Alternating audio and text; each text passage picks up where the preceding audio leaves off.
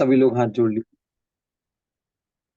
नमो अरिहंताणं नमो सिद्धाणं नमो वैरियाणं नमो वज्रायाणं नमो नमोलुंदे सव्यसाचूडम् मंगलम भगवान वीरो मंगलम सत्यमोगणि मंगलम कुंद कुंदार्यो जैन धर्मोस्तु मंगलम सर्व मंगल मांगल्यम सर्व कल्याणकारिकम प्रधानम सर्वधर्माणां जय जैनम जयतु जय शासनम शासनम। जैनम जयतु शासनम।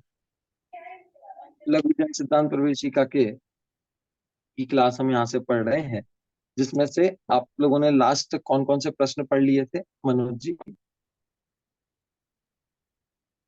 प्रश्न का नंबर 45 तक कर लिया था। हाँ, 45 नंबर का प्रश्न था। कौन सा प्रश्न था? प्रश्न 45 है, व्यवहार काल किसे कहते हैं? हाँ, व्यवहार उत्तर है काल किसे कहते हैं। देखिए, आपने छह द्रव्यों का यहाँ स्वरूप देखा। जीव और पुद्गल का तो मैंने ही आपको पढ़ाया था। जब अपन ने पढ़ा था तो हमने पुद्गल के स्वरूप में स्कंद, वर्ण, गणाएं, शरीर आदि देखे। और उसके बाद था धर्म किसे कहते हैं, अधर्म किसे कहते हैं, आकाश किसे कहते हैं और काल किसे कहते हैं। ये चार द्रव्यों का स्वरूप हमने देखा। तो सबसे पहले मैं आपसे कुछ चीजें पूछना चाहूंगा कि धर्म द्रव्य मतलब क्या होता है। धर्म द्रव्य का बारे में क्या बताएंगे? बोलिए सौरभ, सौरभ जी। सौरभ नाम लिखा होगा अपनी क्रियावती जी। अपनी क्रियावती शक्ति से चलने हाँ में जो सहायक हो उसे हाँ, धर्म द्रव्य कहते हैं। जो बिल्कुल सार में हम इसको ऐसे समझ सकते हैं, जो भी पदार्थ परिणमन करते हैं उनके परिणाम गमन करने में जो निमित्त होता है उसे जो धर्म द्रव्य निमित्त होता है कहते हैं। उसे काल। उदाहरण हाँ, उदाहरण उदाहरण क्या दिया था? उदाहरण क्या है? उस दिन मैं एक क्लास अटेंड की थी उस समय। अच्छा, आपने नहीं की थी। हाँ हम्म, चलिए, दीपिका जी हम्म। आपने की थी क्लास अटेंड उस दिन। अच्छा, जैसे मनोज जी मछली के लिए उदाहरण आप। जल, हाँ, जैसे जैसे मछली के मछली के लिए लिए जल, जल। पानी, मछली के लिए क्या है? पानी है, पानी। ठीक है। तो जैसे मछली को गमन करने में पानी निमित्त होता है, वैसे ही व्यक्ति को गमन करने में कौन होता है निमित्त? धर्म द्रव्य, धर्म ठीक है। द्रव्य। तो गमन करने में बराबर। पानी। अच्छा, जैसे मछली जीव द्रव्य है यहाँ पर, है ना। हम्म। और पानी कौन सा द्रव्य है? पानी भी वैसे तो जीव ही कहलाएगा, पानी में भी जीव है नहीं, ना। यहाँ पे तो पानी यहाँ जीव पुद्गल है। द्रव्य है या धर्म द्रव्य हाँ, है? पानी जीव द्रव्य है हाँ, या धर्म द्रव्य है? हाँ, धर्म द्रव्य है। बोलिए मनोज जी। मनोज जी बोलिए, पानी जीव द्रव्य है या धर्म द्रव्य है? क्योंकि जो गमन करने में निमित्त होता है उसको धर्म द्रव्य कहते हैं। और जब हम मछली एग्जाम्पल के दे गमन रहे करने में पानी हैं। निमित्त हो रहा है, तो धर्म द्रव्य है या जीव द्रव्य? नहीं, ये अभी धर्म द्रव्य ही है। जो जब धर्म हम द्रव्य। एग्जाम्पल ले रहे हैं उसमें धर्म द्रव्य की एग्जाम्पल दे हाँ रहे हैं, तो हाँ। ये धर्म द्रव्य की तरह से हम इसको ले रहे हैं। अच्छा, वैसे वैसे तो द्रव्य कौन सा है? वैसे तो पुद्गल है पानी। बिल्कुल। देखो, जहाँ पे बस यहाँ पे उदाहरण दे रहे हैं कि जैसे पानी निमित्त होता है तो पानी धर्म द्रव्य है, ऐसा नहीं है। पानी तो हम्म। जीव द्रव्य है, पानी में जो जीव है वो जीव द्रव्य है। हाँ, और जो पानी तो पानी का जीव जो द्रव्य शरीर है वो पुद्गल द्रव्य है। पानी है। धर्म द्रव्य नहीं है। लेकिन पानी का उदाहरण देकर समझा रहे हैं कि जैसे पानी बहता है तो मछली भी बह जाती है ना, ऐसा ही धर्म द्रव्य होता है। तो पानी धर्म द्रव्य नहीं है। पानी तो बस उदाहरण के लिए समझा रहे हैं, ऐसे ही। बराबर। अधर्म द्रव्य वाला समझाया तो अधर्म द्रव्य के लिए क्या उदाहरण दिया था? बोलिए, अधर्म द्रव्य के लिए क्या बोला था?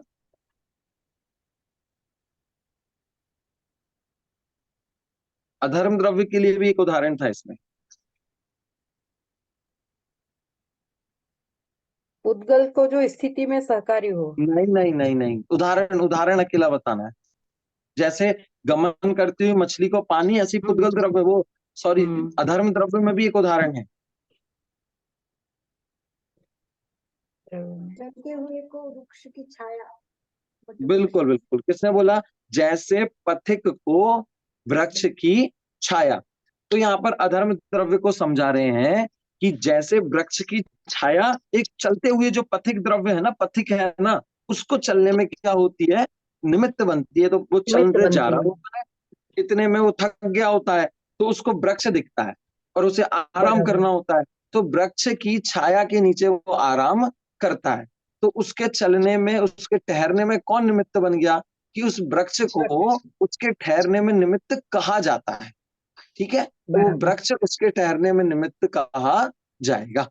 ठीक है, अब तो वो वृक्ष है तो पुद्गल द्रव्य, लेकिन अभी उसको क्या कह रहे हैं कि वो अधर्म द्रव्य के जैसा है, अधर्म द्रव्य नहीं है, अधर्म द्रव्य के जैसा है। चलिए, इसके बाद क्या था कि आकाश द्रव्य। आकाश द्रव्य कितने होते हैं, रचना जी आप बता सकते हैं क्या, आकाश द्रव्य कितने होते हैं? वो वैसे तो एक ही है अखंड, लेकिन वो बताते लोक आकाश और अलोक आकाश। तो एक है या दो है? एक ही है। हाँ, हाँ, लेकिन उसके तो दो दो दो भी दो आते हैं, एक लोकाकाश और एक अलाकाकाश, हमने तो ऐसे दो पढ़े हुए हैं। हाँ दो है। तो एक है या दो है? दो है, आकाश द्रव्य तो एक ही लोक है। आकाश और अलोक आकाश। लेकिन ये तो दो के नाम बता रहे हैं ना, भेद, ये तो कह रहे हैं उसके भेद आलोकाकाश की और अलोकाकाश है। भेद है उसके। भेद है तो वही दो भेद हो गए ना। हम्म। जीव तो द्रव्य एक है रहते हैं आकाश ना, या दो है? आकाश एक ही है। आकाश एक ही तो है। फिर ये दो किसके नाम है, लोकाकाश और अलोकाकाश? जिसमें सब द्रव्य रहे, जीव द्रव्य रहते हैं, वो लोक आकाश, लोकाकाश। और जिसमें कुछ हम्म, सिर्फ आकाश है, उसको अलोक आकाश। बिल्कुल। देखिए, वैसे तो आकाश एक द्रव्य ही है। कितना द्रव्य है? एक द्रव्य ही है। लेकिन एक द्रव्य के होने पर भी उसके दो भाग बन जाते हैं। एक भाग को कहते हैं लोकाकाश और एक भाग को कहते हैं अलोकाकाश। ठीक है, जैसे पृथ्वी तो पूरी एक है, जमीन तो पूरी एक है। जमीन के कुछ हिस्से को कहते हैं भारत और कुछ हिस्से को कहते हैं पाकिस्तान। तो जमीन थोड़ी ना दो प्रकार की हो गई कि पाकिस्तान की जमीन अलग तरीके की होगी, यहाँ की जमीन अलग तरीके की होगी, ऐसा है क्या? नहीं है। नहीं। जमीन तो दोनों जगह की एक है, जमीन तो जुड़ी हुई है। तो फिर जमीन के दो देश कैसे बन गए? तो नहीं, जैसे जितनी जमीन पर भारत का अधिकार है वो भारत की जमीन हो गई, और जितनी जमीन पर पाकिस्तान का अधिकार है वो पाकिस्तान की हो गई, है ना। जैसे आपके घर में ही दो बंगले हों, आपके एक बगल वाले के पास घर है, एक आपके पास घर है, तो जिस घर में आपका अधिकार है वो आपकी जमीन, और जिस घर में उसका अधिकार है वो उसकी जमीन। तो जमीन दो है या एक है? कि जमीन तो एक ही है, लेकिन ये मेरी जमीन और ये उसकी जमीन है, तो दो जमीन हो गई ना। मैं कह रहा हूं मेरी जमीन पे तुम मत आना, वो कह रहा है तुम मेरी जमीन पे मत आना, तो हमने बीच में एक वो बना दी, डंडा लाइन बना दी कि इससे आगे की जमीन मेरी और इतनी तेरी। तो जमीन दो हो गई या नहीं हुई? बोलिए दीपिका जी, दो जमीन जमीन हुई तो या नहीं दो हुई? नहीं है। हुई या नहीं हुई? दो हुई या नहीं उसके हुई? भाग दो हुए, दो है है। एक तो ही। जमीन एक है या दो है? वो जमीन जो है वो एक है या दो है? जमीन तो एक ही, उसके भाग दो हो गए। बिल्कुल, जमीन तो एक है, लेकिन उसके भाग दो हो गए। क्यों? एक मेरे अधिकार की और एक आपके अधिकार की, तो ऐसे वो दो हो गई, लेकिन जमीन कितनी है? एक। ऐसे ही क्या हुआ, आकाश था, आकाश ने भी दो भाग कर लिए। जहां छह द्रव्य उपस्थित रहते, एक ऐसा आकाश हो गया, और जहां कोई द्रव्य नहीं रहता, सिर्फ आकाश ही रहता है, एक वो जगह हो गई। तो जहां कोई नहीं रहता, सिर्फ आकाश रहता है, उसको तो कहते हैं अलोकाकाश। और जहां आकाश द्रव्य के साथ बाकी के पांच द्रव्य और रहते हैं, उसे क्या कहते हैं? लोकाकाश। तो आकाश तो एक ही है, लेकिन छहों द्रव्यों की यदि उपस्थिति हो तो उसको लोकाकाश कहते हैं, और छहों द्रव्यों की उपस्थिति ना हो, सिर्फ एक आकाश द्रव्य ही हो, तो उसे क्या कहते हैं? अलोकाकाश हम कहते हैं। ठीक है, तो आकाश एक है, लेकिन उसके दो प्रकार से हम कह सकते हैं, वो है एक ही। हम ऐसा नहीं कह सकते कि आकाश दो हो गए, आकाश तो एक ही है, वो अखंड है, लेकिन फिर भी उसके दो हिस्से हो गए। जैसे हमारे घर में बंटवारा कर दिया, हमारे दो बच्चे हों किसी के, अभी हमारे पास 4 4BH का घर था, अब 2 घर बांटने हैं तो बीच में से 2 इसके कर दिए, तो उसमें से मकान बट गया क्या? मकान बटा हुआ तो लग रहा है, लेकिन मकान फिर भी एक ही है। बस क्या हो गया इसका कि ये 2 कमरे इस बच्चे के अधिकार के हो गए, ये 2 कमरे इस बच्चे के अधिकार के हो गए। तो मकान में 2 लोग, 2 तरीके का मकान होने पर भी वो मकान कैसा है? एक ही है। ठीक है। इसके बाद आपने पढ़ा था काल। अच्छा, काल द्रव्य कितने होते हैं? अच्छा, वो तो अगला नेक्स्ट प्रश्न आएगा, वो मैं आपको पढ़ाऊंगा। काल द्रव्य का मतलब क्या होता है बताइए, सपना जी बोलिए। आप थे क्या पिछली क्लास में? हाँ, बोलिए, काल द्रव्य किसे कहते हैं? जो परिनमन करने में निमित्त हो उसे काल द्रव्य कहते हैं। हाँ, जो परिनमन करने में निमित्त हो उसे काल द्रव्य कहते हैं। ठीक है। अब हमने इसका देखा था 2 प्रकार से, कि 2 प्रकार के परिनमन होते हैं। ठीक है। एक निश्चय काल का और एक व्यवहार काल का। व्यवहार का। निश्चय काल कहते हैं, निश्चय काल बोलिए, निश्चय काल किसे कहते हैं?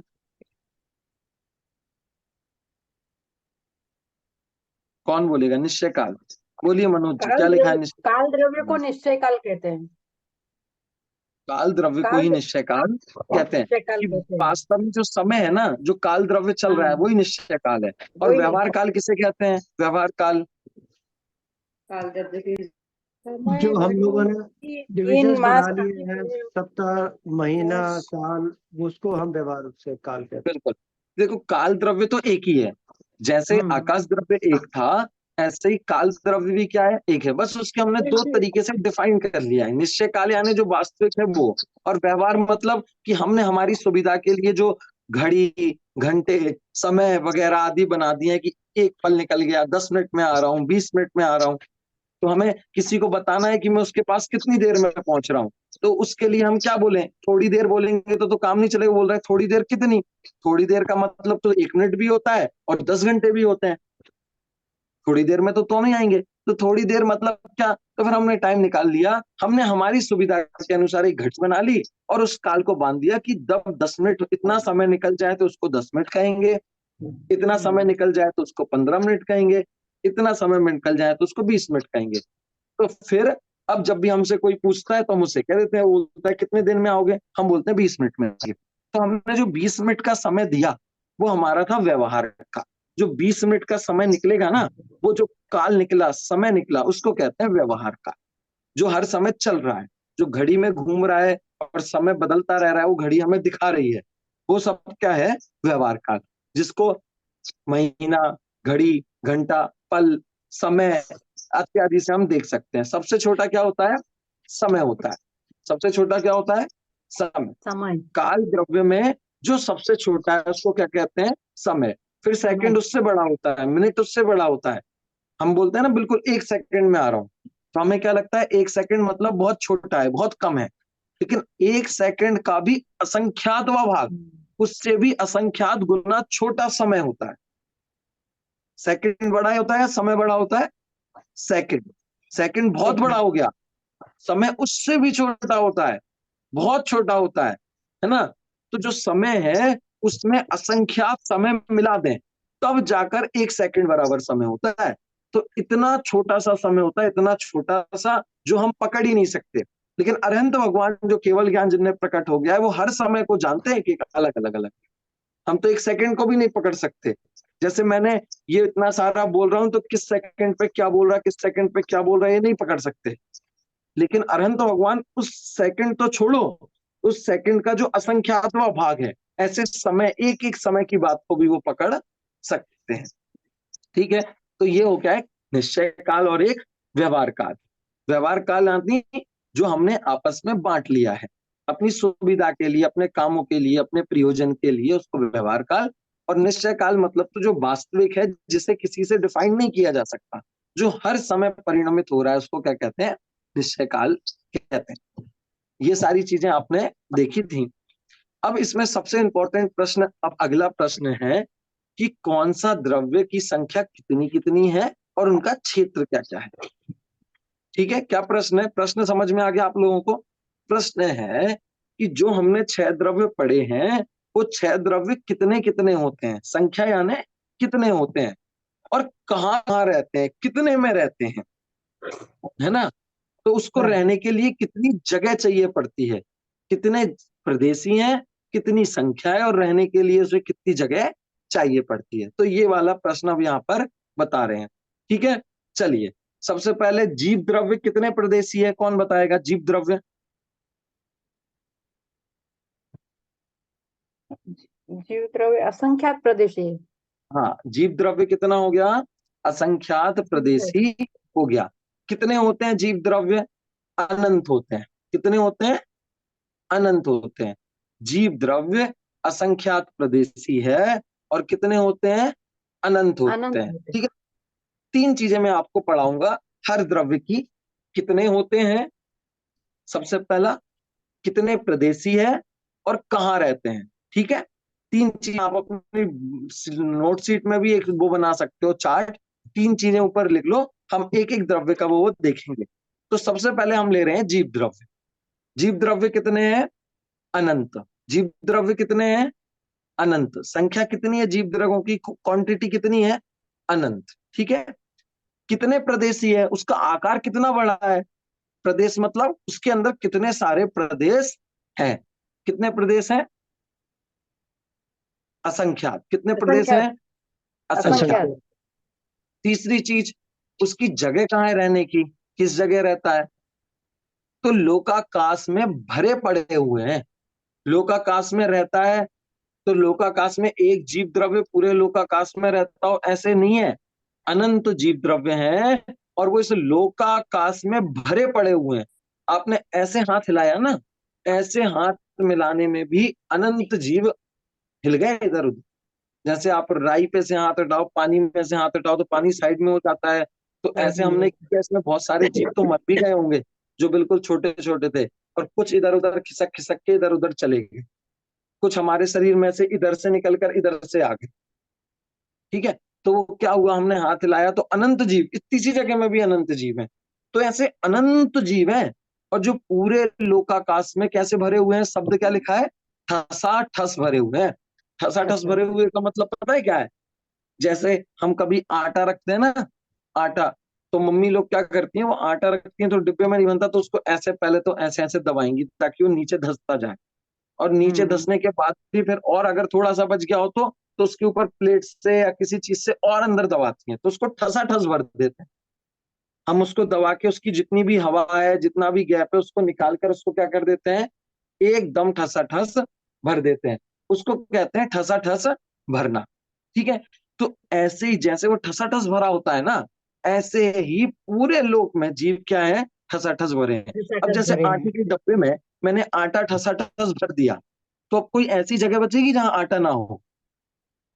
कि ठसा ठस भरने का मतलब ही है कि उस आटे के डब्बे में इतनी सी भी जगह बची नहीं है, इतनी सी जगह भी खाली नहीं है। अब ऐसे ही जो जीव द्रव्य है वो तीनों लोक में भरे हैं। तीनों लोक में भरे हुए हैं, इसका मतलब है कि जीव तीन लोक में एक भी इतनी सी ऐसी खाली जगह नहीं है जहां जीव द्रव्य ना होते हो। हम कुछ मच्छर भगाने के लिए वो लगा लेते हैं ना मशीनें, कि मच्छर भाग जाएंगे, इधर नहीं आएंगे, तो जीव रहित हो जाएगी वो जगह। ऐसा कभी नहीं होता, उस जगह में जीव होंगे ही होंगे। जैसे हम कुछ चीज को सोध लेते हैं ना, बिल्कुल साफ कर लेते हैं, और हम सोचते हैं जीवों से रहित हो गई, शुद्ध हो गई, लेकिन ऐसा नहीं हो सकता। हमने उसमें से त्रस जीव तो निकाल दिए, लेकिन जो जीव जो पूरे तीन लोक में ठसा ठस भरे हैं, तो उतनी जगह में होंगे या नहीं होंगे? होंगे। जैसे मैंने ये पानी छान के रखा, ठीक है, छने पानी में जीव है या नहीं है?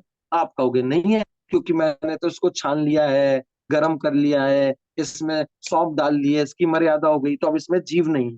तो अब मैंने जीव नहीं है और इसको उस बोतल में भर लिया, तो जितने बोतल में ये पानी है वहां जीव है या नहीं है? बोलिए जी, होंगे या नहीं होंगे? है। और पानी खुद पानी तो शुद्ध हो गया ना, तो जीव नहीं होने चाहिए। सपना जी बोलिए, होंगे या नहीं होंगे?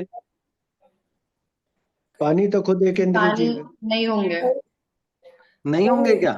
पानी में नहीं तो होंगे। ये तो कह रहे हैं कि ठसाठस भरे हुए हैं, ठसाठस भरे हुए हैं तो इतनी जगह में नहीं है। और ऐसे तो कितने लोगों ने पानी छान रखा है, 2000 लोगों ने पानी छान रखा है, तो 2000 लोगों की बोतल में जीव नहीं है। और आपने तो इतनी बड़ी बड़ी बर्तनों में पानी छान रखा है, तो फिर क्या ठसाठस भरे हुए? फिर तो ठसाठस नहीं भरे ना। ये भरे हुए हैं, भरे पड़े हैं ठसाठस। क्या है, हमने जो पानी छाना तो पानी छानने से जीव निकल गए, इसका मतलब है कि जो बड़े बड़े जीव थे ना और जिनसे बच सकते थे वो सारे निकल गए। ये पानी तो खुद भी तो एक ही जीव है ना, और इसके अंदर छानने के बाद भी बहुत सारे जीव हैं, लेकिन फिर उसको क्यों पी रहे हो? क्योंकि उनको बचाया जा ही नहीं सकता है। और क्या है कि जो पानी है ना, आपने पानी छान के रखा तो उसमें नए जीव नहीं आएंगे क्या? तो नए आ जाते हैं। तो जो बिल्कुल छोटे छोटे जीव हैं वो आते जाते रहते हैं, इधर उधर घूमते रहते हैं। तो जगह जीव से खाली तो कोई जगह होती ही नहीं है। लेकिन हम जितने जीवों की रक्षा कर सकते हैं उतने जीवों की हमें रक्षा करनी चाहिए। पानी छान से बहुत सारे जीव बच जाते हैं, इसलिए हम पानी छानते हैं। लेकिन जो नहीं बच सकते उनका तो हम भी कुछ नहीं कर सकते, है ना। चलिए, तो जो जीव द्रव्य है उनकी संख्या कितनी हो गई? अनंत। कितनी हो गई? अनंत। अनंत। अनंत। कहाँ रहते हैं? कितने प्रदेशी है? असंख्यात प्रदेशी। असंख्यात प्रदेश और कहाँ रहता है? लोकाकाश में ठसाठस भरे हुए हैं। ठीक है, जीव द्रव्य के बारे में 3 चीजें जान ली। अब आते हैं हम पुद्गल द्रव्य पे। पुद्गल द्रव्य के बारे में जानेंगे। अब बताइए, पुद्गल द्रव्य कितने होते हैं? क्या लिखा है, कितने होते हैं पुद्गल द्रव्य? पुद्गल द्रव्य भी अनंत होते हैं। उधर लिखा है अनंतानंत। अनंतानंत लिखा है। अनंतानंत मतलब क्या होता है? अनंतानंत मतलब बोलिए, अनंतानंत मतलब? इसका कोई अंत नहीं है, अनंत से भी अनंत गुने अनंत अधिक। होते हैं। जीव अधिक द्रव्य में तो लिखा अनंत होते हैं, और पुद्गल अनंत होते हैं। द्रव्य के लिए लिखा है अनंत अनंत होते हैं। अनंत मतलब अनंत। जीव द्रव्य जो अनंत होते हैं ना, उन जीव द्रव्यों से भी अनंत गुने अधिक कौन से होते हैं? पुद्गल द्रव्य होते हैं। और जीव द्रव्य लोकाकाश में कैसे भरे हुए हैं? ठसाठस भरे हुए हैं। तो पुद्गल द्रव्य लोकाकाश में कैसे भरे होंगे कि और भी ज्यादा ठसाठस भरे हुए हैं। पुद्गल द्रव्य भी कहाँ रहते हैं? लोकाकाश में। देखो, जीव द्रव्य भी अनंत है, पुद्गल द्रव्य भी अनंत है। जीव द्रव्य भी लोकाकाश में रहता है, पुद्गल द्रव्य भी लोकाकाश में रहता है, क्योंकि अलोकाकाश में तो कोई द्रव्य पा ही नहीं जाता है ना। लेकिन जो जीव द्रव्य है उससे अनंत गुने अधिक पुद्गल द्रव्य है, अनंत गुने अधिक। और जबकि हमने देखा था कि पुद्गल द्रव्य कैसे भरे हैं? जबरदस्ती भरे हैं, ठसाठस भरे हैं। तो पुद्गल द्रव्य तो उससे और अनंत गुणे अधिक है, वो और बुरी तरीके से ठसाठस भरे हुए हैं। और इतने सारे पुद्गल और जीव द्रव्य इस 3 लोक में क्या है? भरे हुए हैं। ठीक है, पुद्गल द्रव्य कितने हो गए? अनंत। कहाँ रहते हैं? लोकाकाश में भरे हुए हैं। ठीक है, उसको अनंत अनंत कहते हैं, उसको अनंत। जबकि दोनों का मतलब एक ही है। अनंत और अनंतानंत मतलब क्या हुआ? कि अनंत ही हुआ। लेकिन इधर अनंतानंत क्यों लिखा? ये समझाने के लिए कि ये कम अनंत है और ये ज्यादा अनंत है तो दोनों ही अनंत, लेकिन ये फिर भी कम है और ये ज्यादा है। ठीक है, चलिए, तीसरी चीज कि पुद्गल द्रव्य के कितने प्रदेश होते हैं? कितने होते हैं पुद्गल द्रव्य के प्रदेश? संख्यात, असंख्यात और अनंत। देखो, जीव द्रव्य तो सिर्फ असंख्यात प्रदेशी था, लेकिन पुद्गल द्रव्य में ऐसा नहीं है। पुद्गल द्रव्य संख्यात प्रदेशी भी हो सकता है, असंख्यात प्रदेशी भी हो सकता है, और अनंत प्रदेशी भी हो सकता है। अच्छा, कोई बताएगा? हमने इससे पहले वाली क्लास में मैंने आपको कोई एक ऐसी चीज पढ़ाई थी जिससे आप बता सकते हो कि पुद्गल द्रव्य संख्यात भी होता है, संख्यात भी होता है और अनंत भी होता है? ऐसा क्यों होता है?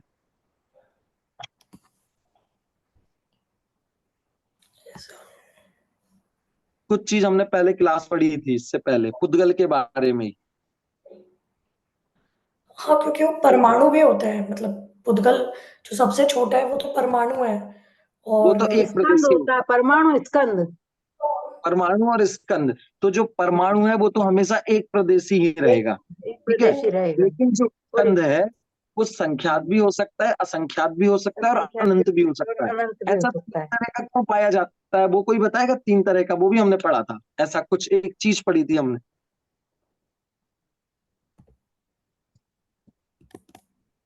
हमने वर्गणाएं पढ़ी थी ना, वर्गणाएं।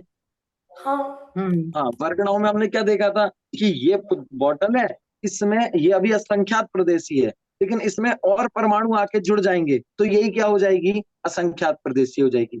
तो पुद्गल का आकार हमेशा बदलता रहता है। उसमें नई वर्गणाएं जुड़ती रहती हैं और पुरानी वर्गणाएं छूटती रहती हैं। छूटती रहती है। इसलिए पुद्गल द्रव्य संख्यात भी प्रदेशी भी हो सकता है, असंख्यात प्रदेशी भी हो सकता है और अनंत प्रदेशी भी हो सकता है। जीव नहीं हो सकता, क्योंकि जीव किसी और जीव को अपने अंदर ले ले और अपने अंदर वाले को बाहर छोड़ दे, ऐसा नहीं करता है। लेकिन पुद्गल द्रव्य कर सकता है। ये जो बॉटल है ये अपने परमाणुओं को छोड़ दे और नए परमाणुओं को ले ले, ऐसा हो सकता है। तो ये तो छोड़ा जाड़ी कर सकती है, लेकिन जीव नहीं करता, इसलिए ये संख्यात भी हो सकती है। अभी इसमें कम है, हो सकता है इसमें संख्यात हो। इसको अचानक से बहुत सारे परमाणु और मिल जाए तो ये असंख्यात हो जाएगा, और फिर बहुत सारे परमाणु और मिल जाए तो हो सकता है ये अनंत हो जाए। और अनंत होने के बाद ऐसा हो सकता है कि इसको बहुत सारे परमाणु छोड़ दे ये, तो वापस से संख्यात भी हो सकता है। तो यही चीज संख्यात असंख्यात अनंत कैसी भी हो सकती है, और वो हम उसको जान भी नहीं सकते, है ना, वो केवल ज्ञान के गम। ठीक है, तो पुद्गल द्रव्य की 3 चीजें कौन बताएगा? पुद्गल द्रव्य की 3 चीजें बताइए, कौन बताएगा? अनंतानंत है, असंख्यात है, संख्यात है, या अनंत प्रदेशी है, कैसे भी अनंत हो। प्रदेशी। बिल्कुल, और तीनों लोकाकाश प्रदेशी में होते हैं रहता है। और लोकाकाश में रहते हैं। ठीक है, श्लोक का राशि। प्रदेशियों के अलावा आप इसमें एक चीज और जोड़िए कि जो परमाणु है, पुद्गल 2 प्रकार का, परमाणु और स्कंद। जो परमाणु है वो तो नियम से एक प्रदेशी होगा, परमाणु तो एक प्रदेशी ही होगा, 2 प्रदेशी नहीं हो सकता, असंख्यात प्रदेशी नहीं हो सकता। परमाणु तो एक प्रदेशी रहेगा, लेकिन जो स्कंद है वो संख्यात भी हो सकता है, असंख्यात भी हो सकता है और अनंत भी हो सकता है। ठीक है, चलिए अब कौन सा द्रव्य आता है? अब आता है धर्म द्रव्य। ठीक है, धर्म द्रव्य कितने होते हैं? संख्या क्वांटिटी कितनी है धर्म द्रव्य की? 1। कि धर्म द्रव्य सिर्फ एक होता है, वो ज्यादा नहीं होते, उसको लड़ाई झगड़े है ही नहीं, उसको कंपटीशन है ही नहीं कि इसने मुझसे ज्यादा काम कर लिया, मैं पीछे रह जाऊंगा इसलिए मुझे कुछ ज्यादा करना है। अभी इधर तो कंपटीशन चलता है जीव द्रव्य में, क्या चलता है कि ये इसने ज्यादा ऊंचाई पर पहुंच गया, इसने ज्यादा मान प्राप्त कर लिया, मुझे करना है। ऐसे ही पुद्गल द्रव्य में भी ये बॉटल ज्यादा अच्छी बना दी इसने, तो दूसरी कंपनी वाले इससे अच्छी बॉटल बना के लाते। एक वाले ने गाड़ी निकाल दी, फिर 2 साल बाद देखते हैं या 6 महीने बाद देखते हैं दूसरी कंपनी वाले ने उससे अच्छी गाड़ी निकाल दी। तो पुद्गल द्रव्य में भी वो कंपटीशन करते हैं, जीव द्रव्य में भी होता है। क्यों? क्योंकि बहुत सारे हैं। लेकिन धर्म द्रव्य को कोई दिक्कत ही नहीं है। क्यों? क्योंकि वो एक ही है, उसको किसी से कोई मतलब नहीं है। तो जो धर्म द्रव्य कितना है? एक है। सबसे पहली बात, धर्म द्रव्य कितने हैं? एक। दूसरी चीज, कितने प्रदेशी है? कि असंख्यात प्रदेशी है। कितने प्रदेशी है? असंख्यात प्रदेशी है। और कहाँ रहता है? लोकाकाश में ही रहता है। लोकाकाश के बाहर तो रह सकते, लोकाकाश में रहता है। लेकिन लोकाकाश में कैसे रहता है? जीव द्रव्य तो ठसाठस भरे हुए हैं, ठसाठस भरे हुए हैं, पुद्गल द्रव्य तो ठसाठस भरे हुए हैं। तो क्या धर्म द्रव्य भी ठसाठस भरे हुए की तरह रहता है? रहता होगा या नहीं रहता होगा? कि नहीं रहता। क्यों? क्योंकि ठसाठस चीज तो तब भरी जाएगी ना जब बहुत सारी हो। जो चीज एक है उसको कैसे ठसाठस भरेंगे? अब आपके पास, आपको डब्बे में आटा रखना है, गेहूं रखने हैं, गेहूं के दाने बहुत सारे हैं, तो आप उसे ठसाठस भर सकते हो। अब आपको कोई एक आम लाके दे और बोले इसको ठसाठस भरो, या एक पत्थर लाके दे इसको ठसाठस भरो, या एक गेहूं लाके दे एक गेहूं का दाना और बोले इसको ठसाठस भरो, तो ठसाठस भरा सकता है क्या? जो एक है वो ठसाठस कैसे भराएगा? तो जो धर्म द्रव्य है वो ठसाठस नहीं भराता, लेकिन रहता पूरे लोकाकाश में। तो कैसे रहता है?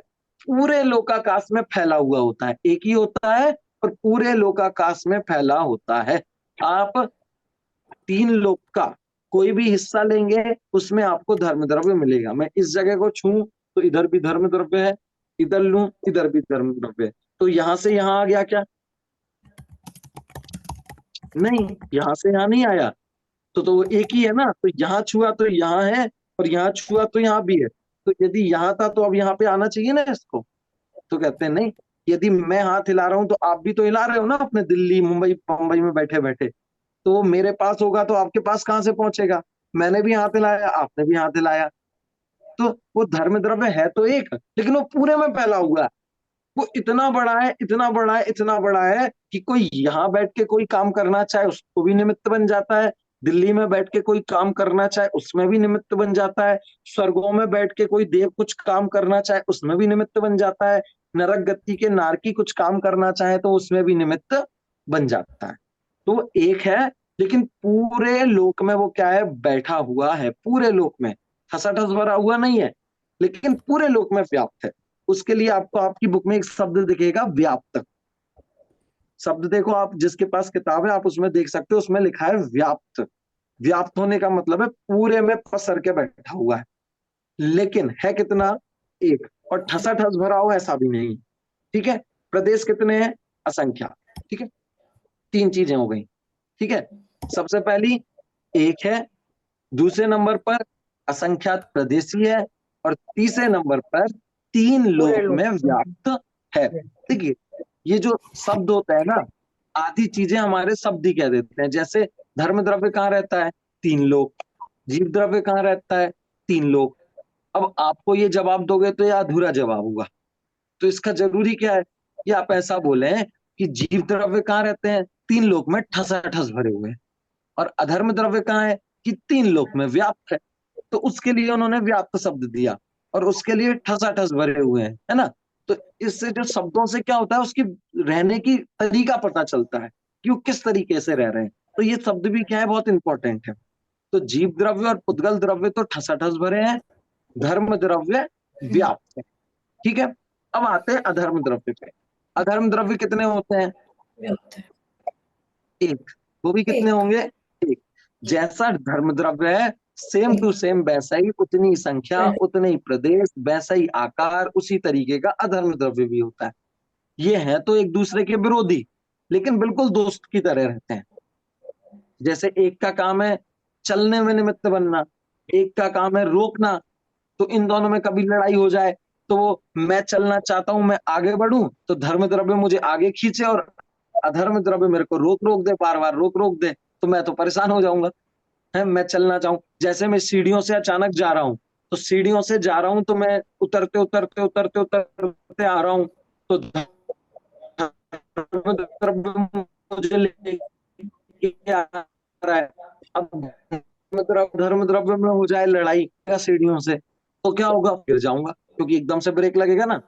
जैसे गाड़ी चल रही है, तो गाड़ी चल रही है धर्म द्रव्य से, और अधर्म द्रव्य को आ जाए गुस्सा, ये तो विरोधी है मेरा, तो अधर्म द्रव्य अचानक से उस गाड़ी को रोक दे चलते ट्रैफिक में। अब स्पीड से आप चला रहे थे, तो पीछे से सारी गाड़ियां क्या होंगी, अपने आप में लगेंगी। पर ऐसा कभी होता क्यों नहीं है, अगर यही लोग चलाते हैं तो। जैसे मैं चलता हूं तो धर्म द्रव्य मुझे चलाता है, मैं रुकता हूं तो अधर्म द्रव्य मुझे रोकता है।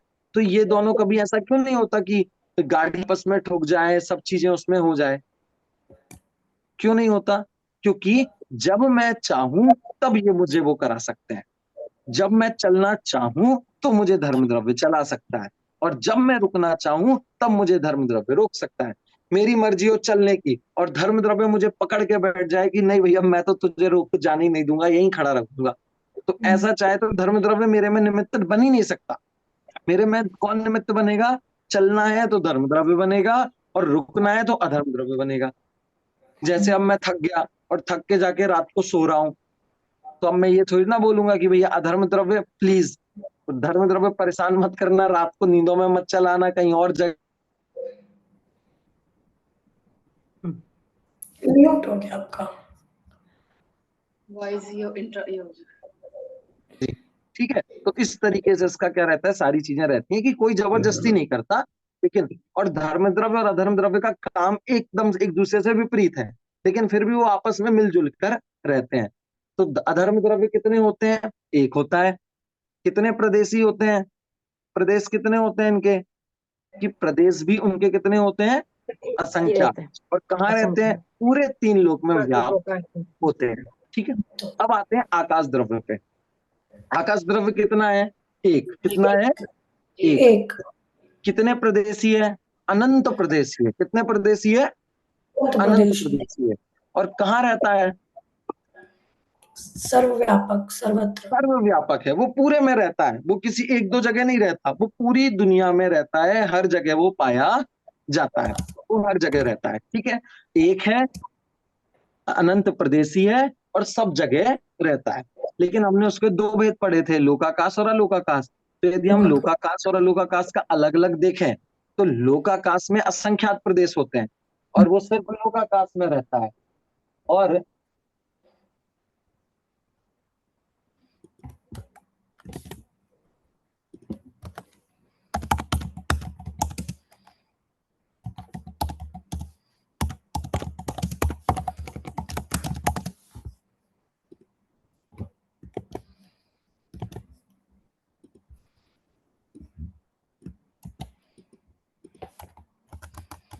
ठीक है, तो लोकाकाश कितना हो गया, असंख्यात प्रदेशी हो गया।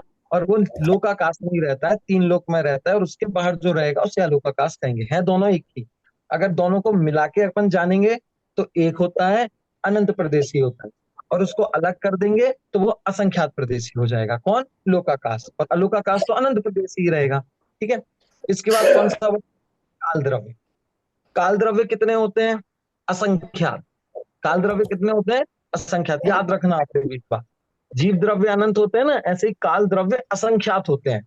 और कितने प्रदेशी होता है? एक प्रदेशी ही होता है।